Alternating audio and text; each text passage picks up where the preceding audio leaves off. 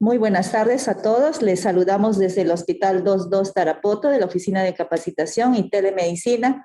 En esta oportunidad con el doctor William Pacheco Lezama, quien nos va a tratar un tema muy interesante, un tema que hay mucho que decir sobre violencia de género y su relación con sus agresores. Definitivamente, es un médico psiquiatra, psicoterapeuta de nuestro hospital. Definitivamente un tema donde pues la violencia de género se ha dado en todo nivel. Diríamos, estadísticas lo demuestran también, que cada día más estos datos, estos hechos, estos problemas, estas conductas que se dan en las personas, pues necesitan también de alguna manera pues ser conducidas por un profesional que maneja este tema. Bien, doctor William Pacheco, es para nosotros un gusto y con su conocimiento y su experiencia, pues nos ayude a poder conducir mejor, en todo caso, qué se debe hacer, cómo estamos en nuestro país en relación a esta problemática, no solamente social, sino también de índole político, ¿no? En nuestro país. Doctor, un gusto estar con usted. Para la ponencia. Bienvenido y muy buenas tardes. Doctor William. Buenas tardes a todos. Un gusto realmente estar acá presente con ustedes. Un tema bastante, digamos, que ha movilizado mucho en estas últimas semanas, meses, ¿no? A la región y al Perú, ¿no? La muerte de una persona y de la manera como muere, la forma como la salud mental ha comenzado, digamos, a transparentar los problemas que ya teníamos, ¿no? Y lo que vamos a observar en el transcurso del año, y lo que estamos observando, es el reflejo de eso, ¿no? De cómo estamos, qué tan violentos estamos siendo como sociedad. Y en verdad, lo que hoy día voy a presentar es un análisis sucinto de un poco de cómo estamos, es la película. Les voy a mostrar la película que es nuestra realidad del punto de violencia, ¿no? Y sí, bueno, espero que esto sea como un hilo de madeja que hace que nosotros tengamos más curiosidad en saber más, conocer más, tener más conocimiento para poder identificar y prevenir, que ese es el punto crucial de comenzar a trabajar lo que es violencia de género en nuestra región, ¿no? Y de nuestras casas, ¿no?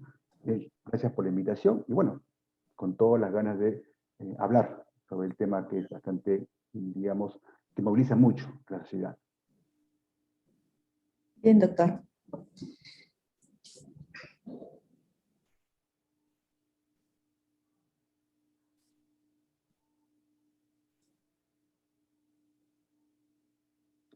Iniciamos ahorita. Ok. Bueno, creo que empezamos. Nuevamente reitero el saludo a todos. Empezamos por unos conceptos básicos. Cuando hablamos de violencia de género, hay que entender que es cualquier tipo de violencia ejercida por una persona o grupo de personas por razones de género, orientación o identidad sexual. No solamente por el tema de mujer, o sea, no solamente por el hecho de ser mujer, también puede ser por su orientación sexual, por identidad sexual, ¿no? Pero obviamente el tema de la violencia contra la mujer es mucho más impactante socialmente hablando, ¿no? Y que también la parte estadística es fuerte, ¿no? Cuando hablamos de violencia de género, que está dado el tema de rol mujer-varón, ¿no? Esto implica transparentar desigualdades, que desde hace muchos años lo tenemos, pero que ahora, digamos que se vuelve mucho más mediático, pero siempre ha estado ahí. Cuando hablamos de género implica miedo, implica hablar de exclusión, implica hablar de ofensa, implica hablar de intimidación, depresión, humillación, inseguridad. Todo eso genera la violencia de género. Es cualquier tipo de acto, ¿no? Que va a ir contra los derechos humanos de las personas, ¿no? Que vulnera la dignidad o integridad de quienes son violentados o orientadas, ¿no? Cualquier persona puede sufrir violencia de género, pero como repito, son las mujeres las principales víctimas. Y eso lo vemos básicamente en la estadística. Dentro de lo que es la parte de violencia de género, hay un término muy conocido, ¿no? Que se sabe, que se dice feminicidio, ¿no? Cuando habla de feminicidio, estoy hablando de asesinato. Asesinar a una mujer por el solo hecho de ser mujer. Y es la forma más extrema de violencia de género, ¿no? Contra la mujer, ¿no? Next. un poquito para estadísticas, para tener un poco mejor el panorama. En el 2018 cerramos con 149 feminicidios, ¿no? Cifra más alta desde el 2008, ¿no? Y solo sentenciados por esos 149, 8 personas, 8 agresores. En el 2019, ¿no? Se tuvo 29 feminicidios, ¿no? 44 tentativas. O sea, al 8 de marzo, al primer tercio del mes de marzo del 2019, ya imagínense cómo estaba subiendo el tema del feminicidio. Next. ¿Cómo cerramos en el 2019? Cerramos con 178 casos de feminicidio. Miren, ¿eh? De 149 que tuvimos en el 2018, cerramos en 168, de las cuales los victimarios, agresores, 38 estaban prófugos, 16 cometieron suicidio, 38 prisión preventiva, pero aún ya en prisión en libertad algunos. Miren, de esos 78, 10 están en prisión preventiva, en su casa. 25 se identificaron y 2 con sentencia. O sea, de 2018 que teníamos 8 sentenciados, solamente tenemos ahora, al 2019, 2 sentenciados. Vayan viendo ustedes la cifra realmente escalofriante de cómo se percibe para la mujer, para la sociedad, el término de impunidad. O sea, nos siguen matando, pero no hay respuesta jurídica, no hay respuesta del Estado. Esto medía bastante en nuestra mente como persona y como sociedad, ¿no? Otro dato, como en el caso del 2019, ¿no? Teníamos que, no, más o menos, ¿no? Tenías años con mucha muerte y la realidad jurídica, la realidad del estado de protección ha cambiado, pero para forma negativa. O sea, la presión es terrible. Next. Miren ustedes para el 2020. En el 2020 cerramos con 132 feminicidios, de las cuales, digamos, dirán, no, pero ha bajado. Sí, pero miren la cantidad de intentos de feminicidio, 204. Eso se puede ver básicamente porque se ha transparentado, o sea, se ha vuelto más mediático. En cierta forma sí, pero los intentos se mantienen. O sea, el que me ha parado la mano o el que mi estadística no ha aumentado, no quiere decir que hemos mejorado como sociedad, sino que simplemente la forma, la mecánica, lo sistemático de las personas o agresores, como que se ha estado puliendo o deteniendo, porque sí ha habido intentos. De repente han mejorado algunas cosas del Estado, pero aún tenemos unas cifras altas. Miren ustedes para mayo, 6 de mayo de este año, tenemos 45 feminicidios. 45.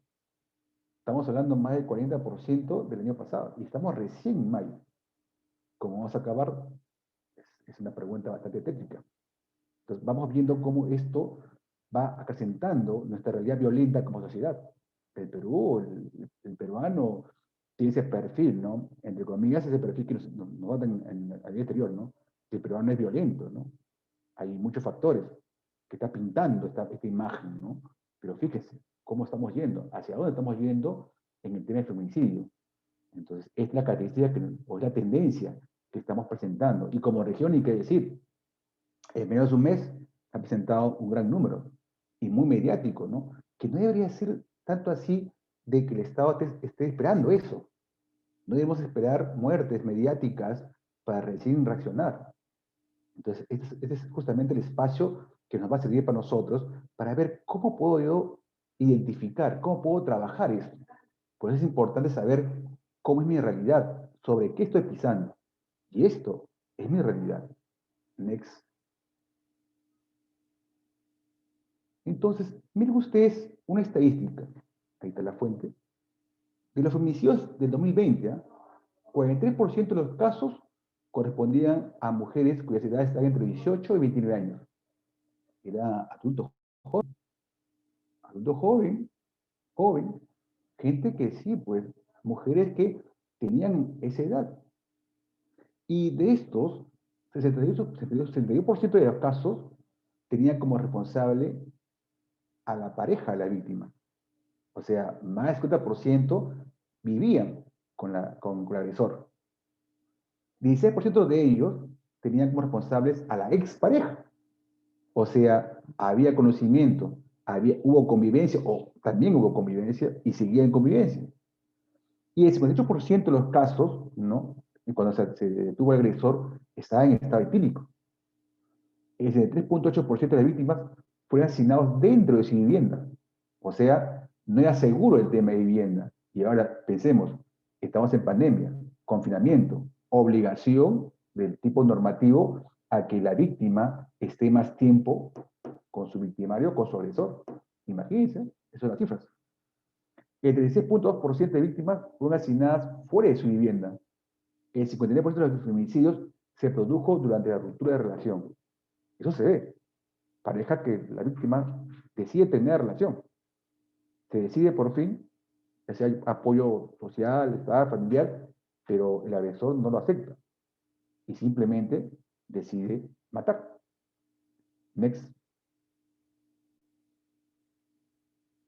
Ahora, también se hizo en el 2020 una encuesta nacional de relaciones sociales, ¿no? En la cual se estuvo preguntando, ¿no? ¿Cuál sería el principal motivo por el cual las víctimas de violencia de género no denuncian? Esa fue la pregunta.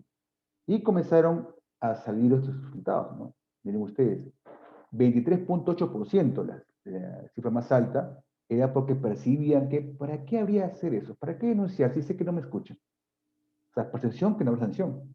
Lo mismo es siempre, por reclamo y al final queda igual. El agresor es libre, no pasa nada, vuelve y me sigue golpeando. Entonces, ¿para qué voy a denunciar? ¿Qué sentido tiene denunciar? El 21,4% dependencia económica. Si lo denuncio, ¿quién me da plata? No puedo, mis hijos van a comer. ¿Qué hago yo? Porque de por sí ya está menguado mi capacidad, mi autoestima. Ya fue totalmente destruido mi autoestima, mi seguridad. Por lo tanto, considero que económicamente tengo que depender de él, porque mis hijos tienen que comer, porque tengo que comer yo, porque la sociedad así me lo dijo.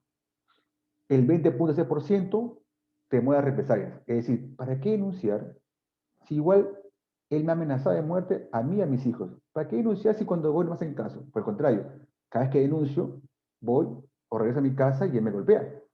Entonces, ¿para qué? Mejor me callo. Si al final me va a matar. Es la percepción que tiene la persona, ¿no? De ahí el tema de la presión social, de ahí desconfianza de autoridades. O sea, esta es la realidad, ¿eh? Esta es la realidad peruana de por qué no denuncian mujeres. No es tan fácil cuando decimos, debe denunciar, ¿no? Ah, tonta por aguantar. Lo que ella o yo que, bueno, que lo denuncie y que las autoridades. Pero no es tan simple. No es tan simple. Acá está la realidad. Esto es lo que te marca la investigación. Next. Siguiente. Ok. En el ciclo de violencia, para entenderlo de esta manera, tenemos la famosa espiral del abuso, ¿no? En fase 1, donde se puso atención, ¿no? Es el momento en el cual hay peleas, discusiones, que poco a poco se va incrementando en intensidad. Ya no nos comunicamos, ya no hablamos, simplemente me gritan, simplemente me agreden verbalmente, ¿no? Y muchas veces, por la reacción tan fuerte e intensa, incrementando, la víctima muchas veces siente que debería mejorar esto por su cuenta. Es decir, ya, ok, mejor no digo nada. Tranquilo, ya, sí, tienes razón. Puede que me esté agrediendo, pero ok, ok, me callo, no digo nada. Prefiero hacerlo porque mis hijos están ahí, mucho problema, más conflicto, no.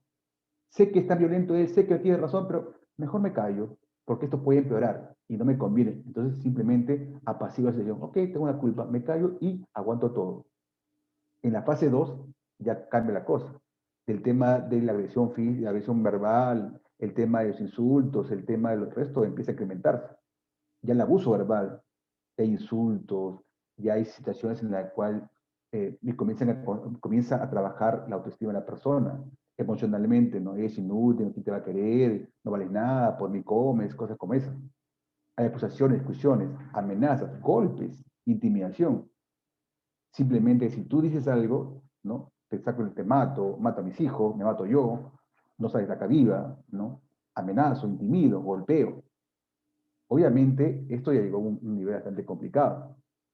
Pasa el tiempo, el agresor viene y dice, bueno, perdón, disculpa, ¿no? Me excedí, no pude mis impulsos, trata de reconciliarse con la pareja, con la víctima, ¿no?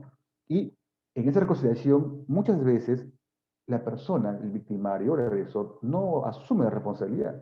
La clásica, ¿no? Sí, me excedí, pero tú tienes la culpa, pues. Tú no has debido darme la voz. ¿Por qué saliste? ¿Por qué fuiste a tu mamá? ¿Por qué hiciste esto? Yo te dije, te advertí que te iba a pasar. ¿Ves? Yo soy malo porque tú me provocas. O sea, no tiene responsabilidad alguna de lo que ha hecho, ¿no? O muchas minimizan. Ah, pero no es para tanto, pues es un grito. Toda pareja tiene problemas, conflictos, ¿no? Qué exagerada eres, ¿no? Es un golpecito, ni que te hubieras matado, ni que te hubieras fracturado. O sea, simplemente la responsabilidad, la empatía por lo que he hecho es cero. Y muchas veces trae flores, sale a pasear, como su conducta se vuelve más pasiva, más amorosa, entre comillas, la víctima considera que sí, pues esto ha cambiado, ¿no? La fase calma, la fase de la calma, ¿no? La tranquilidad, ¿no? Cuando dice, oh sí, pues lo veo cambiado porque hay un tiempo en el cual se porta bien. Ya no grita, ya habla mejor, te trata flores, caramelos, te trata mejor en el sentido general, entonces te pone de piropo, qué sé yo. Entonces la mujer dice, ok, ha cambiado. Hace un incidente más, ya esto no va a pasar. Pero pasa el tiempo y nuevamente empiezan las discusiones, nuevamente las humillaciones. Volvemos a la fase uno. Esto es lo que vemos en el espiral de abuso. ¿Ok? Next, el que sigue. Esta es la otra gráfica que quiero que ustedes entiendan o les presento. Esta es la más conocida. La famosa gráfica, ¿no?, de la acumulación de tensión, expresión violenta y la famosa luna de miel. En la acumulación de tensión, empieza con las burlas, ¿no? Sobre lo que habla, lo que hace, ¿no? Hay gritos, amenazas, ¿no? Bajo la excusa de que hace las cosas mal, ¿no? Tú eres tonta, ¿por qué eres torpe? No hay que hacer eso, yo te dije, no sé hacer nada. Acuso, humillo, insulto, denigro, ¿no? Y siempre achacando la culpabilidad o responsabilidad a la pareja, ¿no? En la segunda fase, ¿no? Es cuando ya estas discusiones, esta violencia psicológica comienza a incrementarse y hay una explosión ¿no?, de violencia ya que es más que todo física, ¿no? Sin importar si ha hecho las cosas para evitar el ojo de la otra persona, llega el momento de la agresión. O sea, por más que al inicio la víctima trate de menguar, evitar, igual la otra persona explota en ira, explota en agresión, golpea. Y ya aquí la cosa se puso más fea. Ya hay signos de maltrato físico, aparte psicológico, ¿no? Y pasa eso, cuando se da cuenta el agresor, como que dice, oh, o nuevamente me acerco y le digo, ¿no? Sí, pues pasé, pido perdón, ¿no? Sí, pues mira, creo que son cosas que debo trabajar, ¿no? Sí, pero voy a cambiar, ¿no? Pide perdón, ¿no? Dice que no va a actuar de esa manera, ¿no? Y obviamente se porta, trae flores, se porta bien, cariñoso, se porta más, digamos, más dedicado a ella. Y eso hace que durante un tiempo la persona considere que sí, ha cambiado. Entonces estamos en la luna de miel. Todo va bien hasta que nuevamente la persona, el agresor, empieza con el tema de las burlas, el tema de la humillación, ¿no? Es decir, empezamos con la fase uno de acumulación de tensión. Pelea, pelea, humillación, denigración y empieza. Este círculo de violencia es lo que vemos, ¿no? Lo que conocemos en forma más común, ¿no? Pero más o menos para que vean cómo empieza esto. Y si notamos en los casos que hemos tenido violencia, eso se repite. Es importante que lo tengan en claro, porque muchas de las personas que ingresan, por ejemplo, a las consultoras de psicología o psiquiatría, o personas que de repente se conocen, te van a decir este ciclo, o este o este. Y esto es para ponerse en alerta. ¿Ok? Next. Entonces, vamos ahora con tipos de violencia. Lo más conocido, ¿no? Violencia autoinfligida, que la misma persona se realiza, ¿no? La interpersonal, que es entre otras personas, ¿no? O la colectiva, la que hacen varias personas sobre una víctima, ¿no? La violencia de tipo simbólica, donde hay burlas, ¿no? Básicamente con el tema de su inteligencia, su capacidad, sus competencias de la persona, la víctima, ¿no? Imperativos de rol, ¿no? La mujer debe ser sumisa, la mujer debe ser en la casa, la mujer debe ser lo que dice el hombre, la mujer no puede ir a trabajar. Es decir, digamos, el cliché, el formato machista, ¿no? Las mujeres son para tener hijos, ¿no? Las mujeres no deben usar anticonceptivos porque ellas están exclusivamente hechas para que tengan hijos, ¿no? Si son anticonceptivos, van a ser traidoras, ¿no?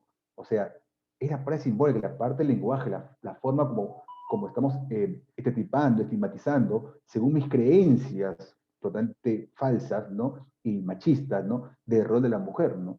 La violencia económica y patrimonial, ¿no? control de dinero, ¿no? Como yo manejo el trabajo y tú no puedes trabajar, simplemente dependes de mí, ¿no? Por lo tanto, tienes que pedir permiso para comprar cosas. Todo lo que hagas tienes que pedir permiso, ¿no? Ocultar ingresos. Yo no tengo por qué decirte cuánto gano. Yo tengo que decirte qué tengo que hacer con eso. No tengo que decirte qué compro. A ti eso no te importa, ¿no? El de prohibir trabajar a la pareja, ¿no? No, tú no debes trabajar. Yo todo te doy. No tienes necesidad. ¿Por qué tienes que trabajar?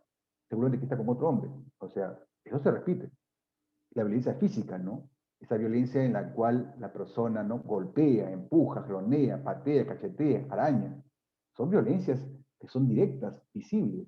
La violencia psicológica, le dije a ustedes, insultar, extorsionar, humillar, aislar, celos, vigilar, clásica, ¿no? Con quién estás, qué te llamó, ¿no? Tú, ¿para qué te pintas? ¿Para qué te arreglas? Tú no te tu función, ¿no? ¿Por qué estás con tu mamá? ¿Por qué estás con tus amigos? Ese amigo te conviene, ¿no? ¿A qué hora llegas?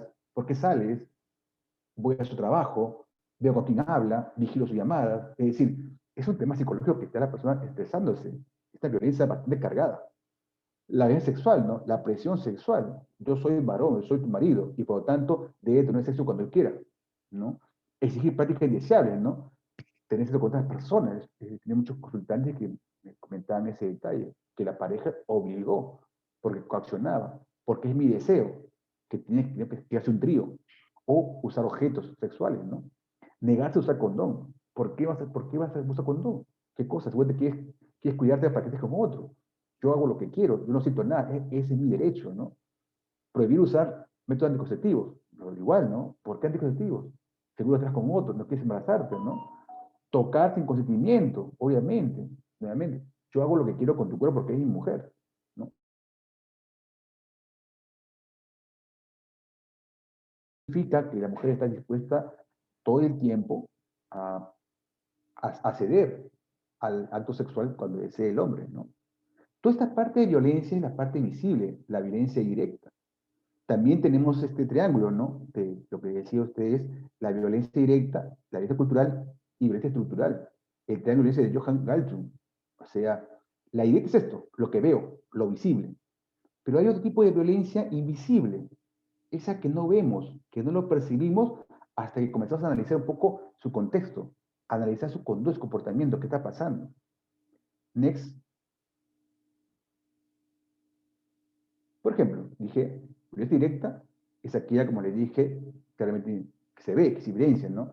En la cual se ejerce presión o se ejerce violencia contra los derechos de la persona por la sobrevivencia, por su identidad, por su bienestar, de su libertad. Todo esto que hemos hablado afuera, acá, hace poco. Todo esto es lo que vemos. El tema de los insultos, humillaciones, el tema de control, el tema digamos, de cerrar la parte económica, el tema de los golpes, el tema psicológico, el tema sexual, todo esto es la violencia directa. Next. La violencia estructural. Ese viene la parte económica, ¿no? Eso cuando hablamos de mujeres, ¿no? Expresa la posición subordinada que ocupan ellas en el orden social, ¿no? La clásica, ¿no? Se supone que el hombre debe estar en posiciones socialmente hablando y económicos por encima de las mujeres. Eso todavía hay, ¿eh? La desigualdad, o sea, imagínense, hasta ahora, por ejemplo, muchas veces sociedades, eso lo veo que sea caserío, está en la ciudad, ¿no? Que cuando hablan de comprar propiedades, ¿quién debe firmar primero? El varón. ¿Quién debe decidir si tú compras algo o no? El varón. Porque si no, como que a veces no lo vemos todavía. Felizmente hemos avanzado, pero todavía tenemos esa desigualdad, ese concepto, ¿no? Que la mujer debe estar subordinada a la decisión del varón. El tema de salarios. Si te percatas, se supone que había en el Congreso un grupo porcentaje de congresistas que deben ser mujeres, igual que en cada ministerio, en cada también en cada ministerio o en cada grupo de tema ministerial. Pero la pregunta es, ¿realmente se respeta eso? Simplemente no. Hay muchos que mantenemos todavía el concepto de que los cargos más altos, de mayor experiencia y capacidad, deben ser para los varones. Las mujeres no pueden estar a ese nivel. Eso de poder, la toma de decisiones, siempre aún se mantiene en empresas, en sectores, como que todavía la posición de poder o toma de decisiones todavía está muy endeble en respetar la capacidad que tiene la mujer para tomar esas decisiones, ¿no? El tema de la prevención de la pobreza, es decir, cómo la pobreza ha incrementado, pero esto afecta más a la mujer. Es decir, hay más mujeres que están en el tema de pobreza, ¿no? La ley sexual del trabajo. Esto, del tema de regular roles, ¿no? Roles en el trabajo según tu género, ¿no?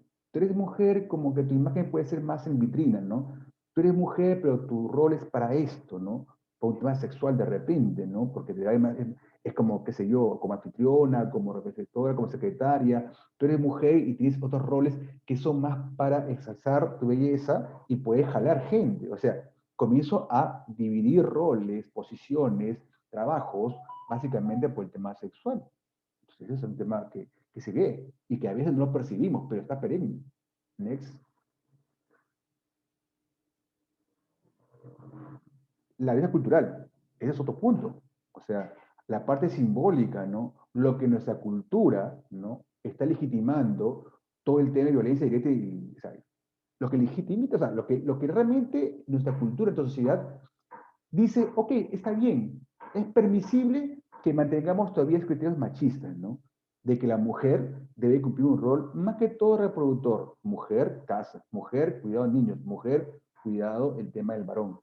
La mujer no debe tener, más que todo, no debe tener ese acceso prioritario a roles de tema lógico, de tema de producción, laboral, de tema cultural. No.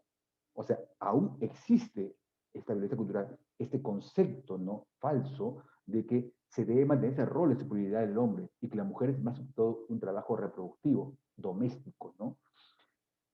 Otro tema de violencia cultural, ¿no? En que todavía se mantiene, ¿no? El hombre debe ser el que debe tener la batuta, ¿no? En la parte pública, en la parte política, en la ciencia. Es decir, es el que debe resaltar, porque es supuestamente en la pirámide, ¿no? El macho alfa, ¿no? El que está por encima de todo, ¿no? Entonces se mantiene. Entonces, pero es parte de la violencia cultural, que en la sociedad, bajo nuestras creencias sociales, se mantiene el machismo que todos conocemos. Entonces, es algo que muchas veces no lo vemos. Por eso es la que no es visible. Pero esto choca y esto duele. Para una mujer que comienza a luchar, que quiere salir, duele. Y le es muy, muy difícil comenzar a romper ese iceberg que les mostré al inicio. Next. Entonces, ya hemos hablado un poco de género, hemos hablado como de los ciclos, de etapas. Entonces, hablemos ahora en todo caso, ¿cómo es entonces el perfil de un agresor? Hace poco me entrevistaron y estuve comentando, ¿no? Nos llenamos mucho con el concepto de decir, quiero ver el perfil de agresor. En realidad, esto no es fácil, ¿no? No podemos decir, hay un patrón de conducta que se repite y podemos saber que esta persona es un agresor, un potencial feminicida. No, no hay un patrón para eso de conducta. Cada cosa que vemos, cada caso va a depender de cada agresor. Cada agresor tendrá una particularidad, algo diferente. Por eso es que es difícil decir, con esto yo puedo decir que esto es feminicidio en potencia. No, no hay un patrón, algo patrimonial que diga, ok, esto tipifica. No. Pero lo que sí se repite es que en todos esos grupos de agresores, ¿no? Feminicidas, tienen el tema de carencia afectiva. Es decir, casi todos ellos tienen capacidad de sentir empatía por el semejante. O sea, no les importa lo que sientan la otra persona, no les interesa sus necesidades, no es para ellos prioritario. No tienen sentimiento de culpa y un profundo odio a lo femenino. Esto es algo que siempre se repite. Entonces, esto es algo, una característica que se repite en estas personas, pero no es casi un patrón. Más adelante les voy a mostrar un poquito algunas características de agresores según estudios. ¿Ok? Entonces, lo que puedo diferir es que en realidad, como dije, no hay perfil de agresor, no hay en sí, pero sí hay un factor común que les acabo de mencionar, la parte afectiva, la capacidad de ser empáticos, ausencia de culpa, ¿no? Y profundo odio a lo femenino. Entonces, ¿qué factores de riesgo me pueden dar decir, acá hay un posible? Es un factor de riesgo, no es un formato, no es un patrón. Entonces, antes se decía, nivel educativo. Decían, que el que tiene un bajo nivel educativo, el que es pobre, de repente es más propenso a ser feminicida. No. Actualmente en estudios se ha visto que no hay una relación causal, ¿no? Una relación en la clase social, ¿no? O niveles educativos y laborales con respecto a un feminicida. Hay muchas personas que después vamos a hacer un estudio que fue hecho en 2019 en el Perú, el primer estudio y muy interesante, en el cual se vio que estas personas que han sido ya tipificadas, ¿verdad? Legalmente hablando, no eran personas de bajo nivel, ¿eh? Muchos de ellos tenían educación, primaria, secundaria, superior, técnico. Muchos de ellos también tenían trabajo estable y no les es difícil encontrar trabajo. Muchos de ellos no pertenecían a pobreza, muchos de ellos tenían clase social alta. Entonces, el que sea a nivel educativo no es un factor netamente directo. O sea, ahí vamos pasando el tema, vamos pensando. Os decía, es difícil decir, porque son pobres, porque no tienen trabajo, son violentos y se supone que son feminicidas. No, eso no existe. Lo que también lo que sí se ve es que muchos de ellos tienen la historia de exposición al maltrato físico. Es decir, durante la infancia han sido maltratados, principalmente por la madre. Imagínense eso. Tu infancia traumatizado, golpeado, donde supuestamente tu lazo afectivo, tu constructo afectivo no se ha dado.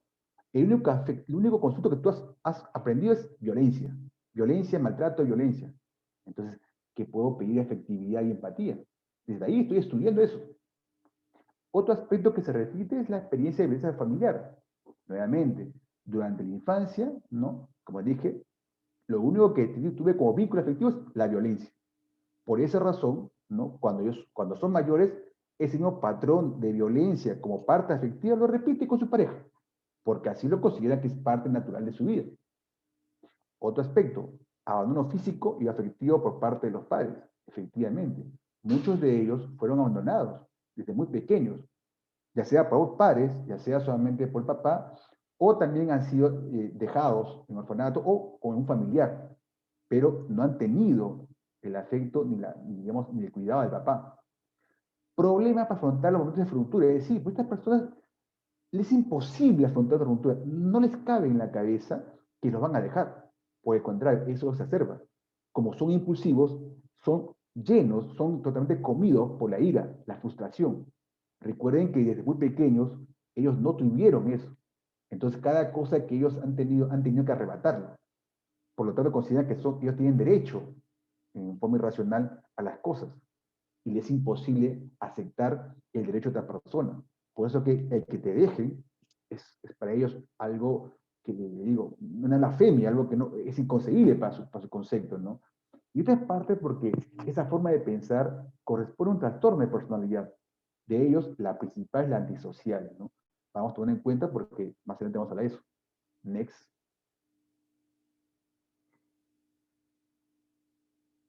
Esto que decía, este es un estudio hecho ya por el 2019, ¿no? En la cual se entrevistó a 67 sentenciados por feminicidio en cárceles de Castro Castro en Lima, Ayacucho, Junín, Ancash, Lambayeque, ¿no? Tumbes, en la cual se hizo 105 preguntas, ¿no? Sustentadas en teorías criminológicas y experiencias internacionales, o sea, no fue hecho al azar, fue un estudio bien hecho, bien establecido. Es el primer estudio y ha sido muy estudiado o ha sido llevado a otros lugares, ¿no? En este estudio, a feminicidas ya sentenciados, encontraron otros resultados. Miren, ¿eh? El 42% de los encuestados recibió educación secundaria, mientras que el 20% superior. Es decir, lo que les comentaba anteriormente, ¿eh? No es el hecho que porque no tengo estudios, yo soy violento o soy simplemente agresor o potencial femicidio, ¿no? Más de la mitad de ellos tenían estudios. Luego, el 98% no contaban con antecedentes penales, ni había tenido relación vinculante con grupos de riesgo. Es decir, pensaban, el delincuente, el común, esos patas para mí son rateros, son delincuentes criminales. Pero miren, casi el 100% de ellos no tienen antecedentes. El 90% de los encuestados tenían algún empleo oficio, o sea, tenían capacidad para trabajar. Y la mayoría no tenían problemas para conseguir empleo. No es que eran personas discapacitadas, o sea, no es que eran personas que podían tener la capacidad de elegir. Desde ahí van viendo que no es que la persona era inconsciente de lo que pasaba, no, son personas conscientes, son personas competentes, capaces. El 52% de los encuestados presentaban antecedentes de maltrato físico por parte de sus padres, lo que dijo usted, más del 50% tenían antecedentes que durante su infancia fueron maltratados por sus padres. De estos, principalmente la mamá. Vayan viendo cómo comienzo a tener ese concepto negativo de odio a la parte femenina, porque mamá me abandonó, o mamá me golpeaba, o mamá desfogaba en mí toda esa ira que mi papá le producía cuando le golpeaba a ella. El 44% de los encuestados consideró que vivió un medio familiar violento, en donde su madre era golpeada por su padre o pareja. Mire, cada 50% tuvo que también vivir eso. Es decir, vivir esa forma bastante tergiversada de que la parte de relación afectiva es golpe, violencia, ya sea el papá o la pareja, que es lo que es más crítico. Muchos de los encuestados se fueron del hogar a temprana edad. O sea, el 16% nunca vivió con su padre. Y el 34% solo hizo tras 9 años. El 16% indicó que no vivió más de 9 años junto a su madre. Es decir, fueron entregados a la familia, paterna o materna, que también fueron violentos, o simplemente fueron abandonados, a lo que Dios quiera. Más del 50% de ellos, ¿no? de los feminicidios se dieron en fases de conflicto. Es decir, cuando la pareja intentó separarse, intentó alejarse. Eso es lo que se ve en las cifras. Este estudio, me le digo, les recomiendo, es muy bueno, búsquenlo, hay cosas muy interesantes. Esto es lo que yo he sacado, así, en grosso modo, de lo principal, ¿no? Pero hay más cosas que es muy interesante. Si sean ustedes, búsquenlo, búsquenlo. Next. Ahora, perfil de la víctima. Así como hablamos del tema del perfil del agresor, vamos con la víctima. La mujer que sufrió algún tipo de violencia no posee un perfil específico, igual que el caso del varón, ¿no? Básicamente habrá que ver cada situación en forma particular, cada caso en forma particular. ¿Por qué? Porque cada una de ellas tendrá una personalidad única. Por eso que no podemos hablar de un perfil, algo que sea estructurado, no. Es caso por caso. Sin embargo, hay característicos rasgos que sí podemos identificar en una víctima de violencia. Por ejemplo, el aspecto cognitivo, o sea, la forma como piensa, las ideas, la forma como percibe las cosas, ¿no? En el lamento agudo, es que lo amo, no lo puedo dejar, ¿no? Ahí viene la dependencia emocional. Si me deja, me muero, ¿no? Siento que no puedo ser querido por otra persona. Siento que valgo muy poco, ¿no? Porque de repente también en mi constructo de muy niña me han invalidado. Desde muy niña no he sentido afecto. Y de repente conocí a alguien que sí vio algo en mí. O sea, me aferro a eso, porque de pequeña nunca he tenido nada de eso, ¿no? Errores atribucionales y creencias, o sea, es la forma de mis creencias, ¿no? Yo no sirvo, no, tienes razón. ¿Qué me va a querer con uno o dos hijos? ¿Qué podría ser yo una mujer con hijos? ¿Qué hombre? ¿O qué puedo hacer yo? Yo no sé trabajar, yo solo justo hacer primaria, secundaria. ¿Qué me va a dar de trabajo a mí? Voy a morir de hambre. Yo tengo la capacidad, es decir, tengo muchas creencias que socialmente también lo comienzo yo a adherir. Y por eso restringo mi capacidad de poder salir del problema, ¿no? Mis creencias religiosas, culturales, ¿no? Yo no puedo divorciarme porque eso está contra la ley de Dios. Yo no puedo cambiar de pareja porque no, está penado. A mí me han enseñado que la mujer debe callar. Por tal, madre, primero es ser madre y después mujer. Es decir, creencias, ideas que supuestamente son verdaderas porque culturalmente las aceptamos, pero que no es necesariamente cierto. Miedo excesivo a abandonar pareja, obviamente, porque si me ha golpeado, porque si me ha amenazado, pues tengo miedo a dejarlo porque me va a matar o va a matar a mis hijos.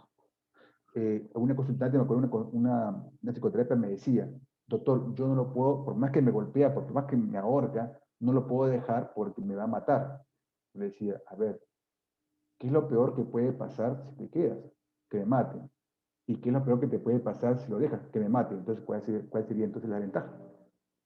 O sea, romper ese concepto es fuerte, porque lo tiene bien adherido. O sea, eso es en psicoterapia. Característica de la personalidad, sentimiento de autoestima. La autoestima de esa persona está por los suelos, porque el agresor lo ha comenzado a pisotear. Siento que yo no puedo. ¿Qué voy a hacer feliz después? ¿Qué va a hacer vivir? No valgo nada. No sirvo. Me han dicho toda la vida que soy tonta, soy fea, no sirvo. O sea, me han desvalorizado desde muy pequeña o también en el proceso de mi relación con mi pareja. Entonces, no siento que tenga la capacidad de mejorar, que por mi cuenta puedo ser feliz. Sentimiento de culpa por la presencia de la violencia, es decir, siento muchas veces, no, creo que yo soy culpable. Es que yo no debí decir esto, yo no debí salir, yo no debí denunciar, yo soy la culpable. Bajo nivel de asertividad, es decir, me es difícil decir, expresar mis ideas, lo que siento, porque simplemente mi asociación está baja, porque estoy bloqueado por el miedo. Entonces, hace muy difícil. Nunca me enseñaron a decir lo que siento, nunca me enseñaron a decir lo que pienso, porque de pequeña, de joven, adolescente, me han dicho que no debo hablar, que ese no es mi rol. Es decir, todo un conjunto de problemas que he podido ir yo construyendo de forma tergiversada, desde mi infancia, adolescencia, juventud. Repercusiones psicológicas en la víctima, ¿no? Trastorno por estrés postraumático. Imagínense una persona que ha sido violentada, de repente detenida, violada varias veces, violentada. Imagínense cómo está en la parte, pues, emocional, en la parte psicológica, mental. Obviamente esa persona no quiere repetir eso y mejor es callar, mejor es aguantar, ¿no? Hay otros mecanismos, se disocia, se agita, qué sé yo. Por eso que muchas personas a veces que llegan en emergencia, con que ven el síndrome famoso como síndrome conversivo, el famoso que se disocia, que ve cosas, hace cosas raras, a veces uno dice, pero ¿qué pasó? Si estaba bien un tiempo, ¿por qué vino así? Siempre que vean algo raro en una persona que funcionaba normal, todo iba bien, fíjense en trauma. Posiblemente hay algo ahí que está bloqueado, hay algo que no estamos viendo. Y muchas veces el agresor aprovecha eso.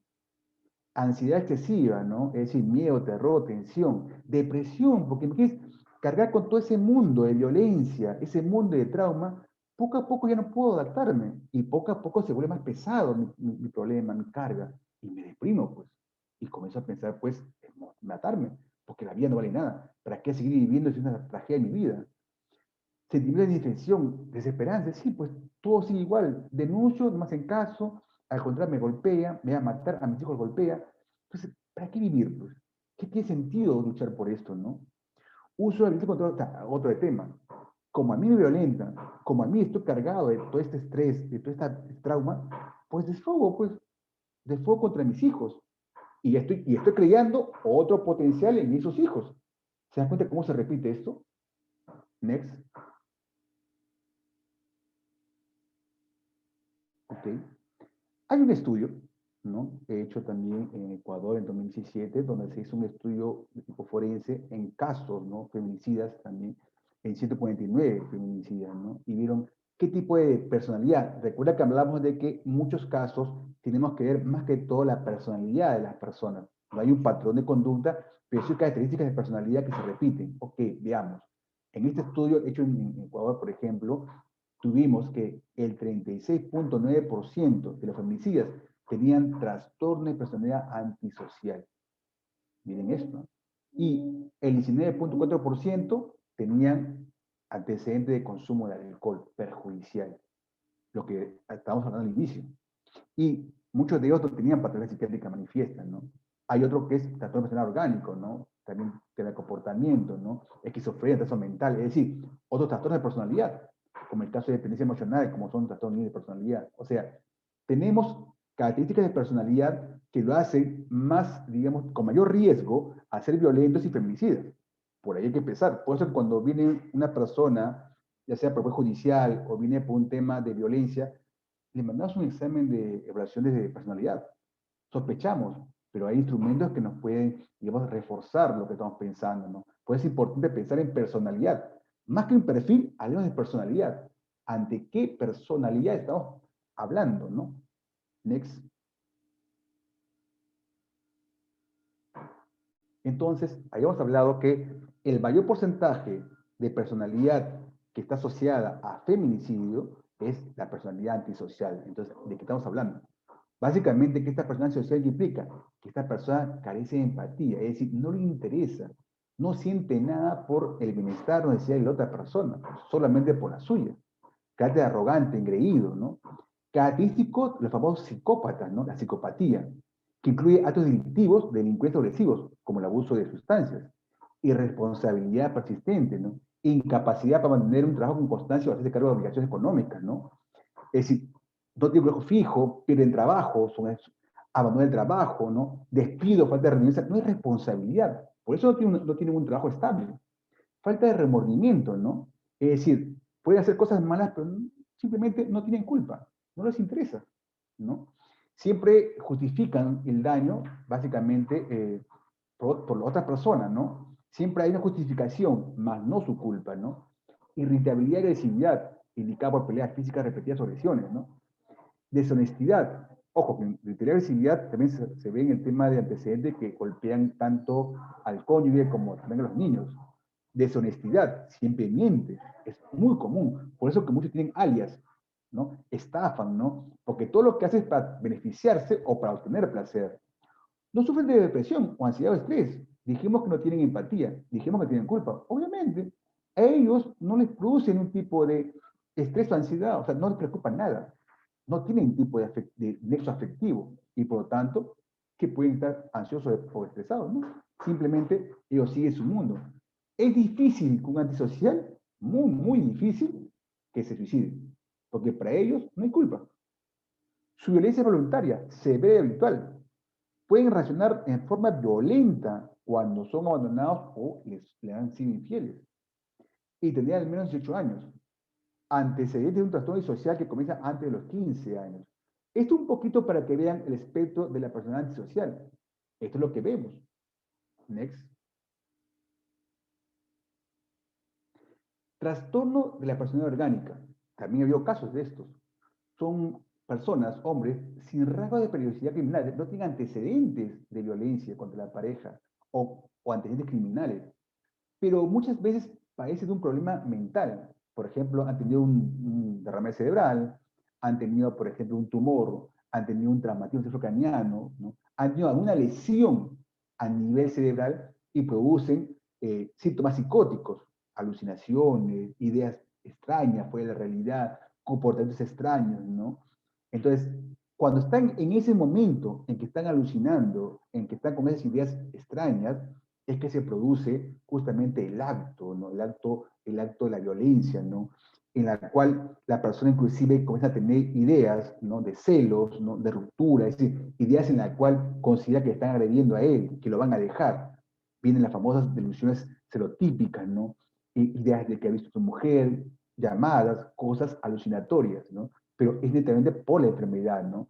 Repito, muchas personas que han tenido, por ejemplo, tumoraciones, traumatismos cerebrocranianos, personas que han tenido crisis epilépticos, personas que están con consumo de sustancias, ¿no? Ahora, estas personas, cuando agreden a la mujer, la afectación psíquica es tan intensa que en la mayoría de los casos no comprenden lo que están haciendo. O sea, no comprenden y no pueden controlar su conducta. ¿Por qué? Porque están dominados por su psicopatología, por sus alucinaciones, por sus delusiones. Entonces, ellos en ese momento en que se han descompensado la parte orgánica, simplemente actúan. Ya después, la cosa viene cuando el compensa se da cuenta. En hospitales generales, yo me formé en el Hospital Balizán, en Lima, hay un pabellón que es para judicializados. Muchos de los hombres que están ahí han matado a la pareja, pero son esquizofrénicos, son bipolares, son personas que han tenido trastorno mental por consumo de sustancias, son personas que han tenido trastorno mental por epilepsia, por traumatismos cranianos, ¿no? Por tumoración. Es decir, esa afectación mental ha hecho que la persona, toda su inhibición, su forma cognitiva, sus impulsos, su irritabilidad no es controlada. Por lo tanto, pierden noción de realidad y actúan de esa manera violenta y matan a la pareja, ¿no? Pero repito, no significa que están libres, ¿eh? Ellos son enviados, se reconoce su patología psiquiátrica, pero son enviados de por vida a centros de hospitales, digamos, especializados, como el Balizán, el La Carrera, el Noguchi, ¿no? El trastorno de personalidad es un tipo de trastorno, ¿no? Donde hay inestabilidad emocional, sentimiento de inutilidad, inseguridad, impulsividad y dificultades en las relaciones interpersonales con la pareja. Que es una violencia más psíquica que física, es una violencia más psicológica, ¿no? Originada a partir de la ruptura afectiva, es buscar, hacer escándalos, buscar el celular, llamadas, perseguirlos. Muchas veces, de repente, habrían visto personas que, en videos, ¿no? Que han acabado la relación, pero siguen buscando, los acosan, les escándalos, rompen las cosas, es decir, los llaman. Es todo un tema psicológico, ¿no? Porque no aceptan la ruptura. Durante los meses que preceden al crimen, porque estas personas cuando llegan a ese grado de impulsividad, de ira, de descontrol, simplemente efectúan el acto, el crimen, ¿no? Antes de que ocurra el crimen, generalmente las personas van amenazando. Es decir, siempre, ¿no? Hago esto por ti, no puedo dejar de quererte, ¿no? Me voy a matar o te voy a matar, pero tú no puedes ser de otra, ¿no? O puedes ser de otro. Es decir, no toleran el apego roto en ese sentido, la relación rota, ¿no? Y simplemente te van amenazando, ¿no? Es el tema de trastorno de personalidad. Ojo, estas personas son imputables porque son conscientes, son un tema de conciencia, no es un tema que, como un esquizofrénico, ¿no? Como un psicótico, como un tema orgánico. Next. Trastorno mixto de personalidad, ¿no? Son sujetos maltratadores, ¿no? que se encuentran entre la parte antisocial y afectación mental, pero básicamente por consumo de sustancias. De todas estas, el alcohol. Son personas que cuando están alcoholizadas desinhiben todos sus, digamos, todos sus traumas, ¿no? Generalmente estas personas tienen antecedentes de haber sido maltratados, ¿no? O abandonados. Por lo tanto, justifica sus celos patológicos y la violencia que ejercen sobre su mujer o su pareja, diciendo, yo no confío porque ahí me hicieron esto, yo no tolero porque recuerdan todo ese tema de que fueron abandonados o maltratados y simplemente reviven eso. Y con el alcohol siempre se desinhiben y entra la violencia, ¿no? Pero, ojo, también son imputables. No es cierto que porque estaban bajo el efecto del alcohol, la persona no sabía lo que hacía, sí sabía lo que hacía. La psicopatía, es interesante, lo que vemos más, ¿no? El trastorno psicopático es una conducta normalmente agresiva y gravemente irresponsable. El psicópata es el clásico encantador, el inteligente, en el que generalmente la persona tiene una frialdad, una forma de comportarse en la cual no hay alucinaciones, ¿ah? No hay un tema psicótico, simplemente todo está fríamente calculado. La persona psicopática no se pone nervioso. Es difícilmente, o sea, es una persona a la cual no se puede confiar uno. Hay siempre falsedad, siempre es la mentira, porque él envuelve la mentira, ¿para qué? Para poder dominar su medio. Falta de remordimiento y vergüenza, ojo, ¿eh? Conducta antisocial, sin motivo que la justifique. Egocentrismo patológico, es decir, todo soy yo. Mi atención, todo lo que es para mí. Busco atención. No me importa el resto, solamente yo. Por eso es que me importa un rábano lo demás. Mi empatía está cero. Lo que hagan los demás también no me interesa. Lo que sientan los demás no me interesa. Solamente lo que a mí me interesa es lo que yo tengo por beneficio. Insensibilidad en relaciones interpersonales generales. Es decir, si alguien por ahí tiene un problema, para él no es asunto. Si mi pareja llora, sufre, no es mi problema. Por algo he hecho eso. Porque mientras no me afecta a mí en el punto de vista de mis metas, mis objetivos o mis necesidades, no es mi problema. Ojo, otro detalle. Estas personas son manipuladoras, frías, calculadoras e inteligentes. Muchas veces cuando consumen alcohol se desinhiben, ¿no? Por eso que dicen, no, pero es todo chévere, pero de repente cuando ya están alcoholizados, ya pierden la capacidad de poder, digamos, mantener esta careta, este formato externo de control. Y por eso cuando consumen alcohol son extravagantes y son muy desagradables. ¿Ok? Amenazas de suicidio raramente consumadas. Es decir, difícilmente estas personas te van a decir me voy a matar. Sería imposible porque para su concepto, para su egocentrismo, ellos no serían daño, pues. Difícilmente. Next.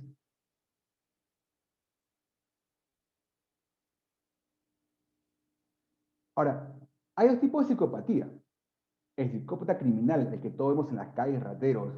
eh, o sea, es un tema donde no hay un tema de trastorno mental en sí, es un tema de personalidad. Hago esta cápite porque muchas veces dicen, no, que yo soy un psicópata o porque es psicópata es un enfermedad mental. No, no, no, no, cuidado. No es un trastorno mental porque la persona es consciente. La persona sabe lo que está haciendo, sabe las consecuencias. Es un tema de personalidad. Por lo tanto, es afecto a la ley. El psicópata criminal sabe lo que es el trastorno personal antisocial, ¿no? Pero, y catizado por poco autocontrol, ¿no? Por todo lo que dije anteriormente, ¿no? El tema egocéntrico, contra las reglas, normas, ¿no? La falta de empatía, falta de culpa, ¿no?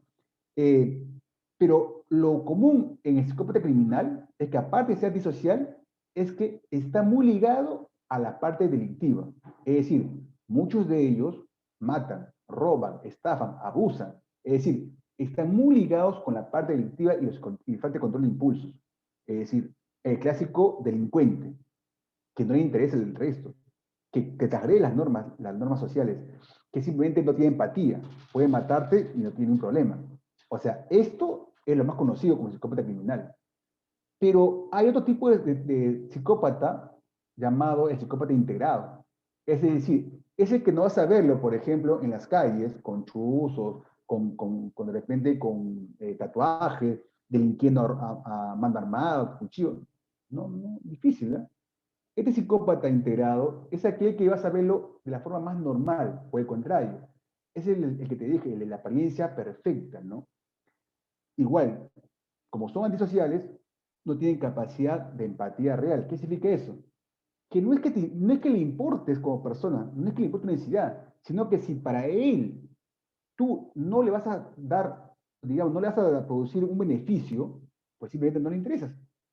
Cada cosa que haga contigo va a ser buscando un beneficio para él, no para ti.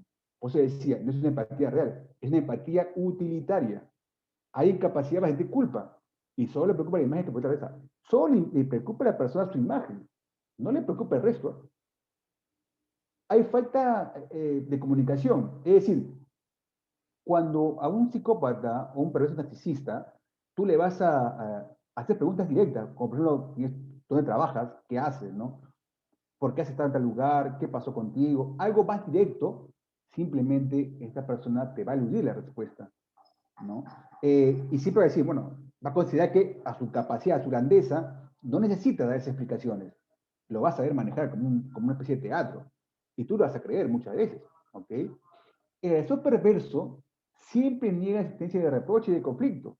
Ha pasado, por ejemplo, cuando la pareja le dicen, ¿no? Oye, ¿por qué razón tú has estado con otra persona y hay noticias de que has besado o te has visto en un hotel? ¿O por qué esta persona me llamó, no? Y hay reproche y conflicto y dice, mira, ¿sabes qué? No voy a discutir con eso. No estoy para eso. ¿Sí? No tengo por qué decirte porque no es mentira. Son cosas que estás inventando. Es decir, como tiene bien hecho el rol, él no se exaspera, no sale de su, digamos, de su rol artístico de control total. Y como muchas veces no lo ves que se inmuta, se pone nervioso y se ofende, pues muchas veces es creíble su versión, pero en realidad no te ha respondido la pregunta. Utiliza la mentira, pero no de una forma directa. María prefiere usar un conjunto de insinuaciones y silencios. Es decir, lo que te dije, puede mentirte, pero muchas veces no respondiendo en silencio o dejando de lado la importancia de tus preguntas. O simplemente puedes decir cosas como, me parece que estás siendo celosa, me parece que estás siendo muy paranoico, creo que no debería ser.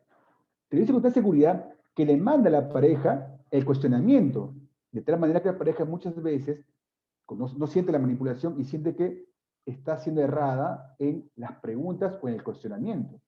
Al final, lo que va a hacer es evitar que le sigan cuestionando, que le sigan fastidiando y mantiene ese rol manipulador, perfecto, dominador, completo de la situación. Sabe cómo seducir a las personas, conoce sus límites y frena su acción cuando percibe que puede ser, es decir, maneja muy bien su rol actoral. Sabe cuándo detenerse cuando de repente alguien le hace muchas preguntas o sus acciones pueden delatarlo. Es muy, muy manipulador, muy frío con eso. Aquí es interesante esto. Estos psicópatas de tipo perverso narcisista son personas que no cometen crimen, es decir, no vas a pedir que van a acuchillar, van a robar, van a estafar. No, no, no. Son personas que ven beneficios mucho más, digamos, más elaborados, más controlados socialmente, que, como te dije, no van a ser criminales, pero van a saber entrar a las personas, se van a aprovechar de las personas. Si tienen un cargo, van a utilizarlo, qué sé yo, para poder aprovechar económicamente, socialmente de otras personas. Vacían emocionalmente a las personas y más aún su parte económica. Por eso pueden entrar parejas con personas que tienen dinero, con estatus social, y pueden aprovechar económicamente de ellas. Las dominan, las manejan muy bien. Y la imagen es grande, porque, como te dije, son personas que cuidan su imagen. Son personas que tienen ya un rol, una forma actoral. No tienen dinero, no tienen culpa. Entonces, hacen un papel muy casi perfecto. Entonces, caes en esas redes. ¿Y quiénes estamos en este tipo de psicopatía? Los conocidos, los psicópatas corporativos, esos grandes empresarios, esos de éxito, delincuentes de cuello blanco e incluso líderes políticos y religiosos, que pueden llegar, pueden destruir economías y sociedades. No, ya cada uno, ya tenemos muchos ejemplos. ¿Eh? Pero no tenemos muchos ejemplos de tipo. Algo que siempre decía el maestro, lo toma a ver, uno de los psiquiatras forenses a nivel mundial, él decía, ¿no? Él una vez eh, entrevistó a muchos psicópatas de ese tipo. Por ejemplo, Montesino, ese tipo de psicópata, pero eso no existe. Si lo ven, bien, bien, bien, es lo que vemos. Hay también gente así. Hay políticos encarcelados. Hay políticos que están en plena campaña, que son de este tipo. Son narcisistas. Son psicópatas integrados. Perversos narcisistas. Esos son más peligrosos. Son los más peligrosos. Este señor Nostroza, el que, miren, que te ve por teléfono, ¿no? Que quiere a un violador, una niña, ¿no? ¿Quieres libertad total o pena menor? Imagínense cómo manejamos esto. No le interesa el resto, simplemente que hay un tema económico, algo que a él le conviene. Miren, esta dedicación de la esencia humana. Para ellos no tiene empatía, no le interesa, no hay culpa, no hay nada. Simplemente hay un tema de beneficio personal. Esos son más peligrosos, ¿no? Si quiero analizar los anteriores, los feminicidios de la gente de clase B, A, tienen este concepto, tienen este formato. Entonces, no todos los que se presentan en el Facebook, en las redes sociales, en la vida social, todos que son casi perfectos, significa que son las personas idóneas, ¿no? Acá hay una foto de anatomía narcisista, por ejemplo, ¿no? El narcisista es incapaz de ponerse, es imposible para él ser empático con otras personas, ni mucho menos validar sus sentimientos. El narcisista, por ejemplo, cuando ya comienza a perder control, porque él tiene que dominar todo el control de la persona, por lo tanto tiene que revisar sus correos, los chats de la pareja, porque él tiene que dominar eso. Intenta protegerse de conflictos internos, maltratando a otros. Siempre le pasa la pelota a otros, maltratándolos para que no sean cuestionados. Cuando es pillado, o sea, siendo infiel, aplica, es decir, o así como el rebote, ¿no? Es decir, en vez de responder al cuestionamiento de infidelidad, ¿qué dice? Son fantasías tuyas. Y lo dice de tal manera, tan convincente que, bueno, muchas veces la pareja se siente un poco culpable de la acusación, ¿no? Sus escenas de celos son violentas. Y luego el tema de las lágrimas, perdonan, ¿no? Y se portan muy bien, son muy galantes, son muy románticos. Pero cuando tienen celos, cuando hacen sus acciones de violencia, son terribles. Next. En el tema de personalidades, también cuando hablamos de la psicopatía o psicópata perverso, hablamos de una forma muy interesante de cómo comienzan a entrar en estas personas. Les contaré después el caso de, al final, ya está por acabar, al final de un caso que tuvo una consultante que era una abogada muy conocida en Lima, cuando estaba yo haciendo residencia, y les contaré más cómo fue ingresando justamente a esta mecánica de seducción que tuvo ella con con un narcisista perverso. En este periodo de tiempo, como les dije, tengo dos fases, ¿no? La seducción y luego la violencia. La seducción perversa es cuando comienza el psicópata perverso a ingresar en la vida de la pareja o de la mujer o del hombre, no sé, durante mucho tiempo. Como dije, son meticulosos, son muy manipuladores y tienen mucha paciencia. No se ponen nerviosos. Puede tener tiempo, meses, años, ingresando poco a poco en la vida, armados de la araña de, digamos, de una imagen perfecta, ¿no? Romántica de la pareja, ¿no? La idea es que poco a poco va desestabilizando a la víctima, va haciendo que ellas dependan de él, de tal manera que pierden confianza en sí mismos. Se encarga de sus finanzas, se ven como el hombre perfecto, romántico, atento, se ven como el hombre que se preocupa por la economía, de sus situaciones económicas, de sus situaciones sociales, de su agenda, de repente de sus hijos, de su casa. Poco a poco va tomando posesión de eso. ¿Okay? Y por lo tanto, este proceso de dominación, ¿no? Lo hace de tal manera que la pareja no se da cuenta, porque lo hace muy perfecto. ¿Todo esto por qué? Porque manipula la realidad, manipula las apariencias. Es su rol, es como un teatro que hace él, ¿no? Y es muy perfecto porque, como te digo, no se pone nervioso. Es difícilmente, es muy meticuloso, es muy inteligente, es muy seductor. El dominio se produce a través de tres agentes principales. ¿Cómo es que domina esta persona, este perverso, ¿no? A las personas, ¿no? Básicamente, apropiándose de las acciones de la persona.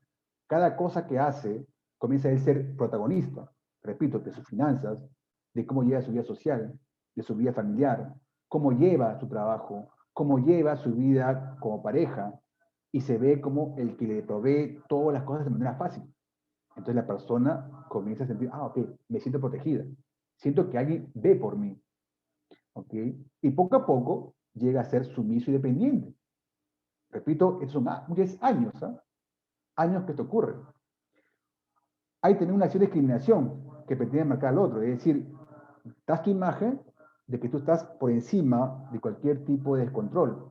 Por lo tanto, cada vez que cuando ya lo tiene la víctima, y la víctima quiere de algún modo comenzar a volver a tener independencia, es simplemente elegantemente dice, no, ok, no te preocupes, yo hago esto, yo hago aquello, tú descansa, yo me encargo, es decir, ya la persona perdió y cuando quiere volver a tomar rienda de su vida, comienza a ver que la persona, su pareja o el agresor no, no le permite, como que va discriminando su capacidad para volver a ser como antes, pero lo hace de manera sutil.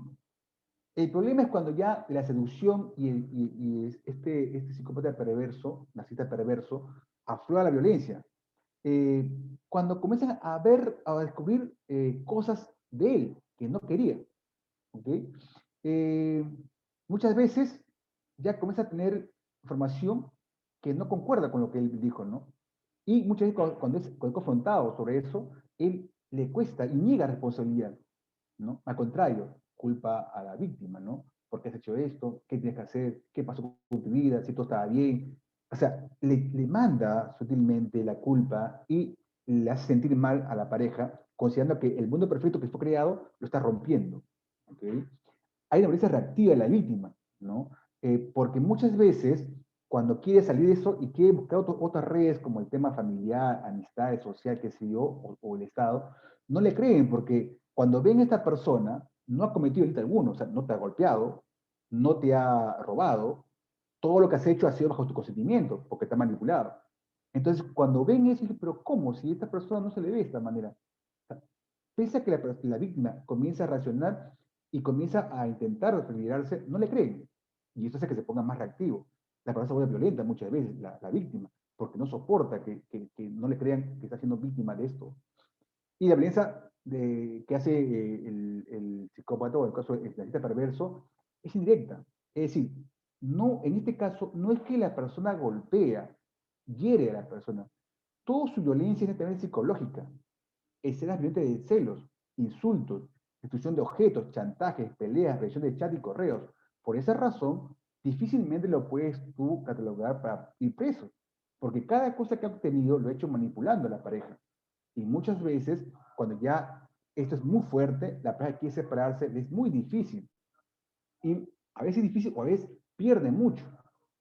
Claro que también puede ocurrir que en un momento pierde la compostura, pierde el control y sale la parte impulsiva agresiva. Puede ocurrir también. Next. Entonces, para terminar, ¿qué señales tengo para detectar si tu pareja es un potencial asesino? Primero, hazte la pregunta. ¿Cómo te sientes cuando estás a su lado? O sea, ¿cómo te sientes tú? Estás al lado de tu pareja. Es decir, ¿te sientes libre de comunicarte, de hacer cualquier cosa? ¿O tienes que cuidarte de sus comentarios y comportamiento porque tienes miedo que se enoje o se ponga agresivo? Hazte esa pregunta. Dos, ¿tu pareja se irrita constantemente contigo? De tal manera que la tensión crece y hace que te insulte y reproche de una manera irracional, humillado, descalificando, desvalorizando, diciendo que no sirves para nada, hasta el punto que piensas que no podrás vivir sin él. Piénsalo. Estás yendo ese camino. Estás teniendo un potencial ahí de asesino. Tu pareja te cela y reacciona violentamente, ¿no? De manera excesiva, ¿no? Ante cualquier situación en la cual él considera, ¿no? Que su posición de superioridad, su posición de dominio está siendo quebrantada. Esto, piénsalo, cómo actúa él, qué tan violento se ha vuelto él.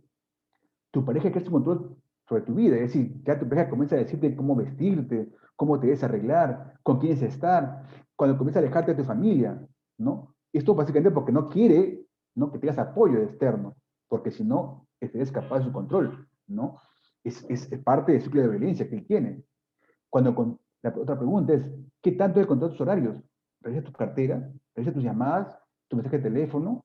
¿Te llevan y recogen o sea, van y te recogen? O sea, no te da libertad. Siempre estás bajo su vigilancia. Bajo el poder decir que yo te protejo, ¿no? Porque la idea es controlarte. Si eso ocurre, tomas conciencia. Otros indicativos que pueden tomar en cuenta las mujeres es el excesivo consumo de alcohol y drogas por parte de sus parejas. La gran mayoría de los ataques contra mujeres se ha cometido bajo el efecto de estas sustancias. Eso es algo importante, ¿no? Estos son algunos puntos que me gustaría que tomen en cuenta, porque, porque te puede hacer reflexionar ante qué persona estoy. Next.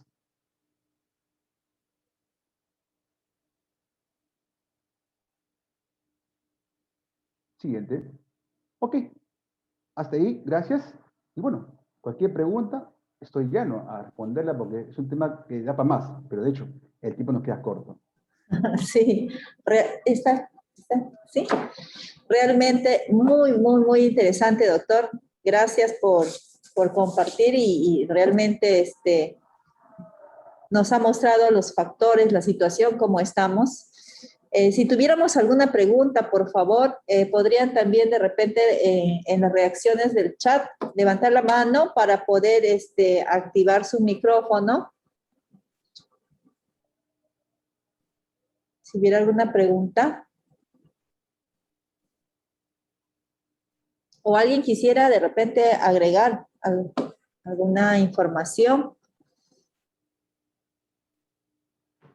Lo que sería interesante es ahorita para comentar es Sí, que doctor. actualmente, como dije en la presentación, aún se percibe en la mujer, ¿no? De que por qué voy a denunciar porque no van a hacerme caso, percibo que no me van a apoyar. Entendamos que actualmente el Estado tiene ya instituciones que te pueden proteger. El Centro de Emergencia de Mujer es una de ellas. Dentro de los hospitales también. Yo trabajo en el hospital de Tarapoto, también en el hospital de Lamas, y muchas veces tengo mucho trabajo con el CEN. Es importante porque muchas personas que llegan al consultorio, cuando yo sé que están bajo el tema de violencia, me comunico con ellos, los invito, los llamo. Muchos de ellos son asesorados legalmente. O sea, tengamos el concepto que actualmente podemos trabajar con ellos. Es importante. Lo que he presentado es para que tengamos una idea y me gustaría que todos esto lo repiten en su familia, en cada lugar que conversen, porque es importante reconocer ante qué estamos, porque estamos teniendo una ola muy terrible de feminicidio que realmente es impresionante, ¿no? Sí. Bien, doctor. La señorita Viviana creo que quería participar. Señorita Viviana, le vamos a activar el micrófono. Deseaba participar, ¿verdad? Sí, ¿cómo está? Muy buenos días. Muy Bueno, buenas. escuchando la presentación del doctor, hay dos cosas que, bueno, es preocupante, ¿no? En todo esta situación que se está viviendo. Por ejemplo, los que trabajamos y tenemos que dejar a nuestros hijos y bueno, pues ahora con este tema de las tareas en casa y todo ello, muchas veces me imagino que los niños tienen que estar solos o quedar con terceras personas en casa, pero sabemos que los padres no podemos ser reemplazados, pues no efectivamente, y quizás la mayoría llega cuando ya los niños están descansando y el tema de afectividad en ellos no se está dando, ¿no? Entonces, considero que, no sé, ¿qué se podría hacer para mejorar ese tema? Y el otro, bueno, ya lo manifestó el doctor que hay organizaciones que están trabajando en base a eso, pero considero que también el Estado debería de hacer algo que mejorar las leyes, ¿no? Porque realmente las mujeres o los varones también que sufren temas de violencia, se debería de modificar eso, ¿no? Porque cuando no sé qué esperan porque las evidencias están ahí para que se pueda modificar ello y castigar, pues no sancionar, porque cuántas veces han denunciado las mujeres que han fallecido y no les han sido escuchadas y bueno, pues se perdió la vida y qué está haciendo el Estado, el Poder Judicial o las personas que deberían solucionar este tema para que esto, en vez de ir en aumento, esté disminuyendo. Ya vamos con 45 casos de feminicidio y es que en el 2020 creo hemos tenido algo de ciento y tantos, no, en el 2018 creo hemos tenido ciento y tantos solamente de intentos de homicidio, pero no solamente hay que castigar el homicidio, sino también el intento. Entonces yo no sé cómo se podría mejorar eso, doctor, con, no sé, una información con el MINSA y el Poder Judicial para poder mejorar eso y asegurar que estas denuncias pues sean sancionadas, ¿no? Bueno, eso quería yo ver cómo se podría hacer mi participación, ¿no? Gracias, señorita Viviana. Doctor.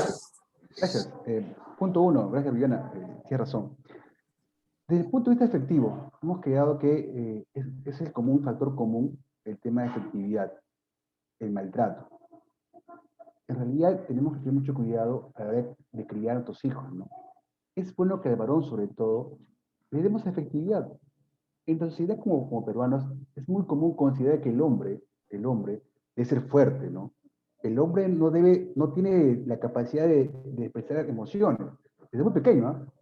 No llores, no digas esto, esos son de cobardes. quebramos el ser afectivo con el niño.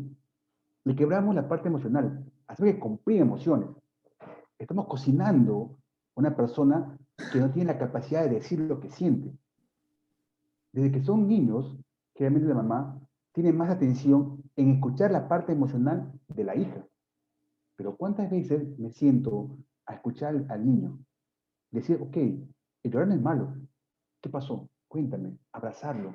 ¿Cuántas veces tenemos ese distanciamiento de decirle que el llorar es bueno y no que es de cobardes y no es que es, disculpe el término, el llorar es de maricones? El hombre no debe llorar, el hombre no puede ser débil, no puede demostrar debilidad diciendo que estás emocionalmente mal, que estás deprimido, que estás triste, porque coaccionamos emocionalmente a la persona desde ya. Golpeamos, no explicamos, no hablamos. ¿Cuántas veces hemos dejado de sentarme con mis hijos y escucharlos? No recriminar, no gritarles, sino decirle, ok, te escucho, ¿qué pasó? Si hay un problema, decirte, ok, te quiero escuchar. Quiero saber qué pasó, explícame para poder ayudarte. Tengo un problema y me gustaría contigo resolverlo. ¿Cuántas veces nos hemos sentado a preocuparnos qué pasa conmigo cuando se rompe mi relación con mi pareja? ¿Por qué mi hijo está irritable? ¿Por qué mi hijo de repente cuando me salgo y se queda con mi pareja, regreso y está triste? ¿Por qué mi hijo de repente cambió su conducta? ¿Por qué se ha vuelto violento? ¿Por qué bajó en sus calificaciones? ¿Por qué no escuchar decir si te entiendo? ¿Por qué decir que siempre estás mintiendo? ¿Por qué te has vuelto violento? Es decir, ¿por qué no escucharlo?